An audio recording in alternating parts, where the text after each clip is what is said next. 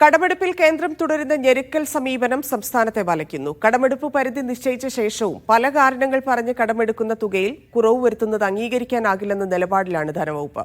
പ്രതിപക്ഷത്തെ കൂടി സഹകരിപ്പിച്ചുകൊണ്ടുള്ള നീക്കവും സർക്കാരിന്റെ പരിഗണനയിലുണ്ട്.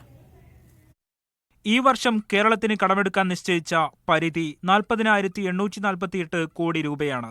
ഇതിൽ 29,529 കോടി രൂപയാണ് ഡിസംബർ വരെ എടുക്കാൻ കഴിയുക.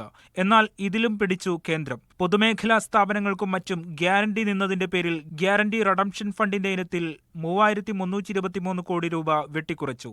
IGST കണക്കാക്കിയതിലെ പിഴവെന്ന് പറഞ്ഞ് 935 കോടി രൂപ കൂടി കടമെടുപ്പ് പരിധിയിൽ കുറച്ചതോടെ കേരളം വെട്ടിലായി. വിഷയം പരിഹരിക്കണമെന്നാവശ്യപ്പെട്ട് കേന്ദ്ര ധനമന്ത്രിക്ക് നിവേദനം നൽകിയെങ്കിലും ഒന്നും സംഭവിച്ചില്ല. ഇതോടെയാണ് പ്രതിഷേധ വഴികളെക്കുറിച്ചുള്ള ആലോചന തുടങ്ങിയത്. താമസിയാതെ സർക്കാർ പ്രതിപക്ഷ എംപിമാരുടെ കൂടി സഹായം തേടി കേരളത്തിന്റെ ആവശ്യം കേന്ദ്രത്തിന് മുന്നിൽ ഉയർത്താനാണ് നീക്കം. പ്രതിപക്ഷത്തെ സഹകരിപ്പിക്കുന്നതിന് ധനമന്ത്രി തന്നെ മുൻകൈയെടുക്കും. കേന്ദ്ര അവഗണന രാഷ്ട്രീയ പകപോക്കലാണെന്ന പ്രചാരണവും സർക്കാർ ശക്തിപ്പെടുത്തിയേക്കും. മീഡിയ 1 തിരുവനന്തപുരം.